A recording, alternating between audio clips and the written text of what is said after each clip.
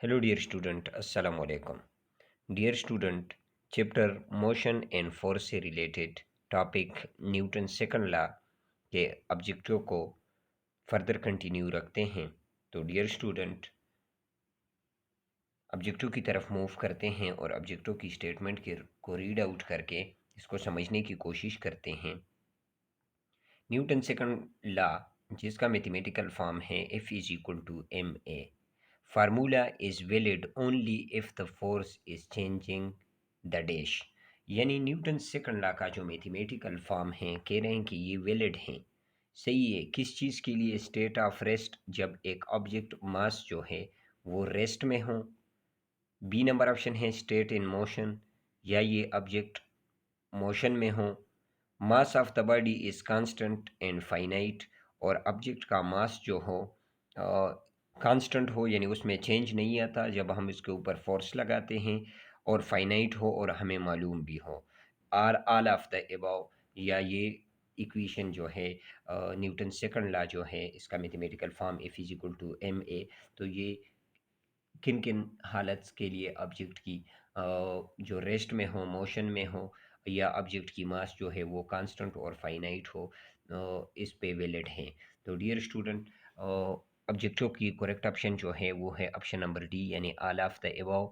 Object rest में हो तब भी इसके ऊपर ये फार्मूला हम अप्लाई कर सकते हैं, अगर ऑब्जेक्ट मोशन में हो तब भी कर सकते हैं, और इसके लिए तो लाजमी भी है कि जब हम फोर्स अप्लाई करते हैं तो ऑब्जेक्ट का मास भी कांस्टेंट हो। सो करेक्ट ऑप्शन जो है वो है ऑप्शन नंबर डी, यानी ऑल ऑफ द अबव।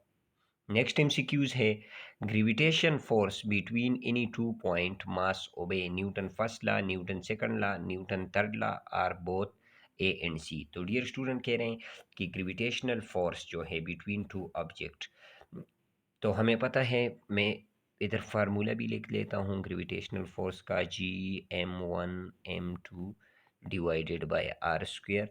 तो ग्रेविटेशनल फोर्स जो है ये एक्शन एंड रिएक्शन फोर्स है बिटवीन टू ऑब्जेक्ट का। तो हम कह सकते हैं कि ग्रेविटेशनल फोर्स जो है ये ओबे करती है Newton third law. Next MCQs है, which of the following is the time dependent force? Gravitational force, electrostatic force, और फ्रिक्शनल फोर्स। तो डियर स्टूडेंट, हमें पता है जो इम्पल्स है ये हमारे पास इक्वल है change in momentum per unit change in time. तो डियर स्टूडेंट, हम कह सकते हैं कि इम्पल्सिव फोर्स जो है ये टाइम डिपेंडेंट है। नेक्स्ट एमसीक्यूज है, which of the following law explain the force is qualitatively? Newton first law, Newton second law, Newton third law, gravitational law. तो क्वालिटेटिवली जो एक्सप्लेन करता है फोर्स को जो लॉ वो है न्यूटन फर्स्ट लॉ।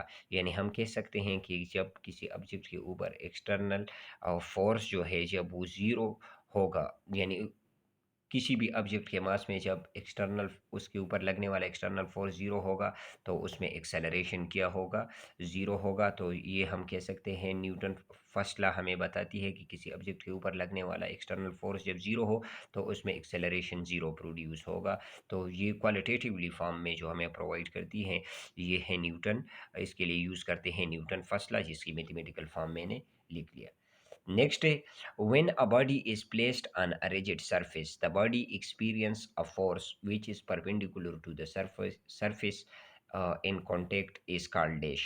तो डियर स्टूडेंट, कहते हैं कि ये हमारे पास एक रिजिड सपोर्ट है, फॉर एग्जांपल एक टेबल है, ठीक है, और इसके ऊपर ये एक मास पड़ा हुआ है।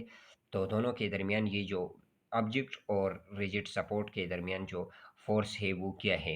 वेट है। यानी इस ऑब्जेक्ट का इस टेबल के ऊपर वेट होगा तो अपोजिट डायरेक्शन में भी वेट का क्या होगा? अपोजिट फोर्स होगा।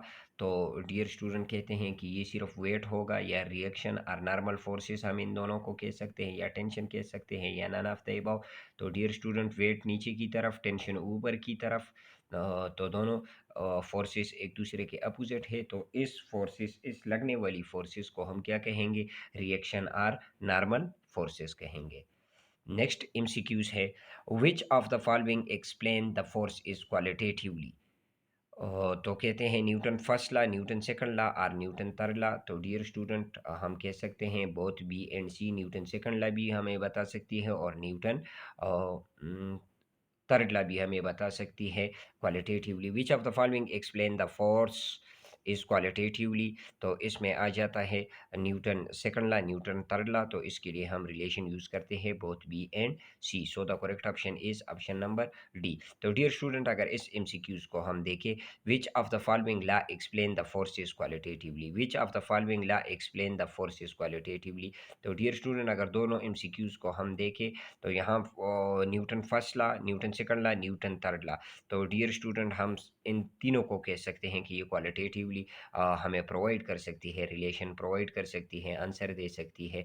तो न्यूटन्स लॉज जो है वो क्वालिटेटिवली हम यूज़ करते हैं फोर्स, किसी ऑब्जेक्ट के ऊपर लगने वाली फोर्स की मेजरमेंट हम इजीली इससे कर सकते हैं, और ये क्वालिटेटिवली एक्सप्लेन कर सकता है Newton first law, Newton second law and Newton third law, किसी भी ऑब्जेक्ट के ऊपर लगने वाला force. Thank you dear student.